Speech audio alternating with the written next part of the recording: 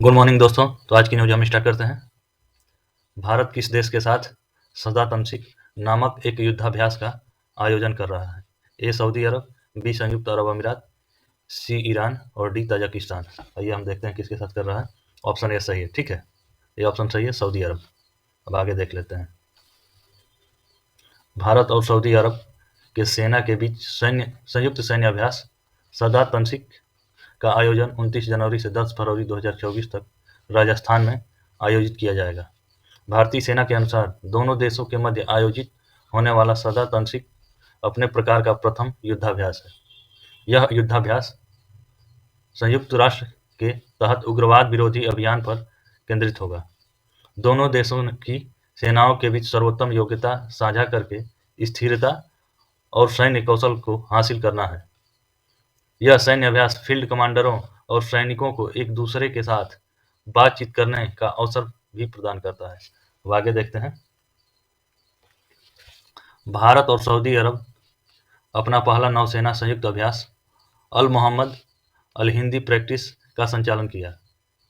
अल हिंदी सामरिक युद्धाभ्यास का उद्देश्य खोज और बचाव अभियान और एक इलेक्ट्रॉनिक युद्ध अभ्यास को बढ़ावा देना है। सऊदी अरब भारत के लिए कच्चे तेल का एक प्रमुख स्रोत है। आगे देखते हैं। भारतीय सार्वजनिक क्षेत्र की तेल कंपनी सऊदी अरामको और संयुक्त अरब अमीरात के एडनॉक महाराष्ट्र के रायगढ़ में दुनिया की सबसे बड़ी ग्रीनफील्ड रिफाइनरी की स्थापना के लिए प्रयासरत है। अब आगे देखते हैं। भारत का चौथा शीर्ष व्यापारिक साझेदार अमेरिका, चीन, जापान के बाद सऊदी अरब है। भारत और सऊदी अरब के साथ वित्त वर्ष 2021-22 में मोटरसाइकिल व्यापार 8 अरब अमेरिकी डॉलर का था। अब आगे देख लेते हैं, अगली न्यूज है। हाल ही में किस देश ने भारतीय वैज्ञानिकों को ब्लावाटनिक पुरस्कार 2024 देने की घोषणा की? ए अमेरिका, बी ब्रिटेन, सी भारत और डी फ्रांस। आइए देखते हैं। आपका ऑप्शन सी सही है, ब्रिटेन, ठीक है। ऑप्शन बी सही है, बी, ठीक है, बी ऑप्शन सही है, ब्रिटेन। अब आगे देख लेते हैं। ब्रिटेन में युवा वैज्ञानिकों को दिया जाने वाला ब्लावाटनिक पुरस्कार 2024 के लिए 9 वैज्ञानिकों का चयन किया गया है, जिसमें भारतीय वैज्ञानिक डॉक्टर तन्मय भी शामिल हैं। ये पुरस्कार उन्हें रसायन, भौतिक और जीव विज्ञान में उत्कृष्ट कार्य के लिए दिया जाता है। अब आगे देखते हैं। यह पुरस्कार ब्लावाटनिक फैमिली फाउंडेशन व the New York academy of sciences द्वारा दिया जाता है। इस पुरस्कार से लंदन के बैंक्वेट हाउस में एक समारोह में सम्मानित किया जाएगा। उन्हें पुरस्कार के रूप में कुल 4,80,000 पाउंड का अनुदान दिया जाएगा। अब आगे देखते हैं। डॉक्टर तन्मय भारत ब्रिटेन में एक युवा विज्ञानी हैं, जिन्होंने सूक्ष्म बैक्टीरिया और आर्किया द्वारा निर्मित कोशिका सतह अणुओं की परमाणु स्तर की तस्वीरें बनाई है। डॉक्टर तन्मय को इसी कार्य के लिए इलेक्ट्रॉनिक क्रायोटोमोग्राफी क्रायोइटी में अत्याधुनिक तकनीक विकसित करने के लिए सम्मानित किया गया है।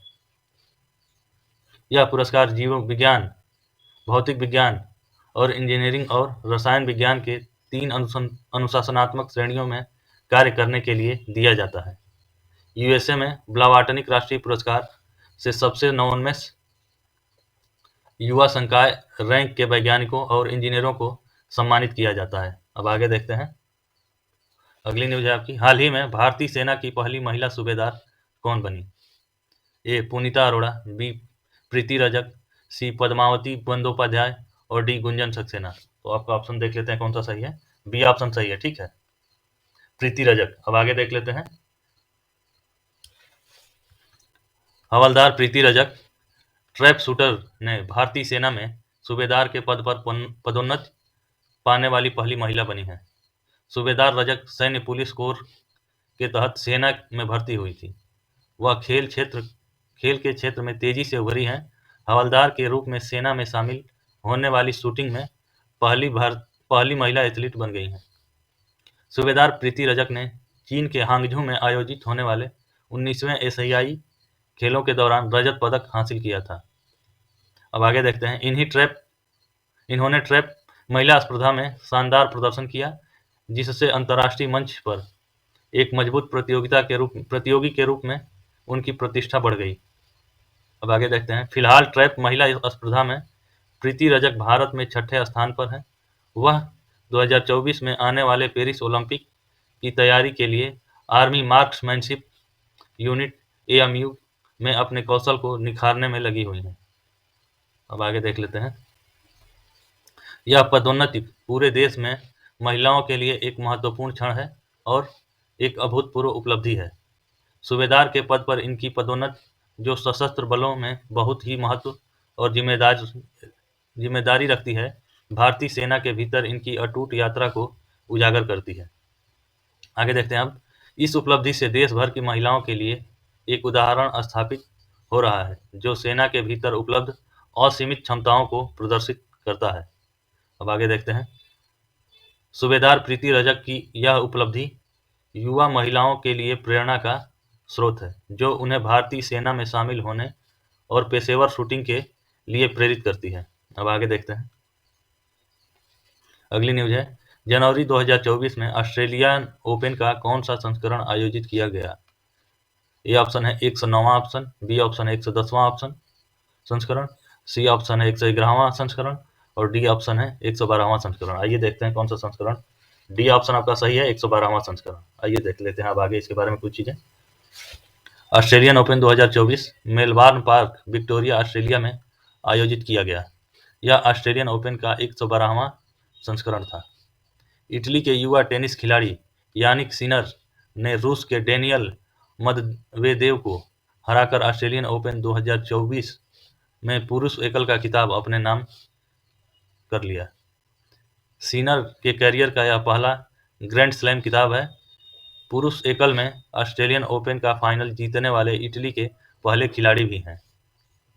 सिनर नोवाक जोकोविच के बाद सबसे कम उम्र में ऑस्ट्रेलियन ओपन जीतने वाले चैंपियन बन गए हैं।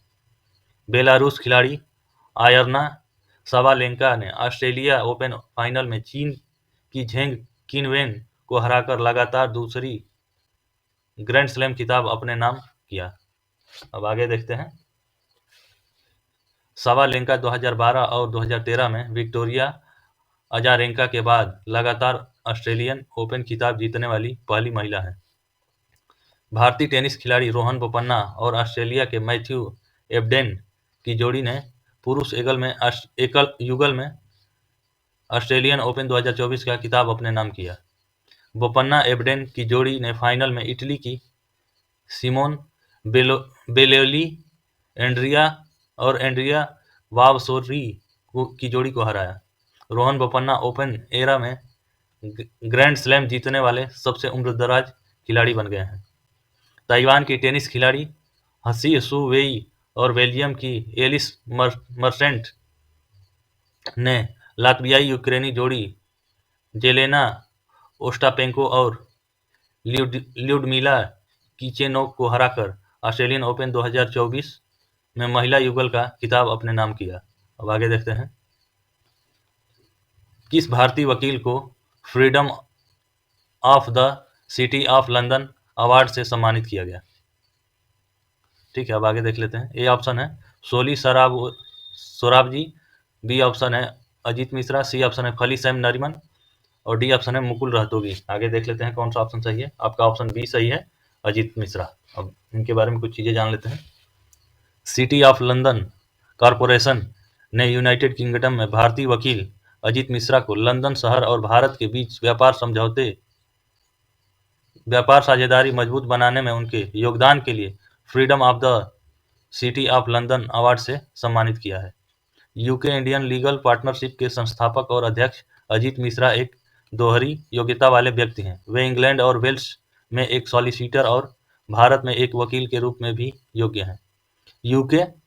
यूके ILP एक नेटवर्किंग प्लेटफॉर्म है जो भारत और यूके के बीच कानूनी समुदायों के संबंधों को बढ़ावा देने वाले वकीलों के लिए एक केंद्र के रूप में कार्य करता है। अजीत मिश्रा मैगडेनबर्ग शहर जर्मनी के विशेष आर्थिक सलाहकार और भारतीय CEO फोरम के अध्यक्ष भी हैं। अब आगे देखते हैं।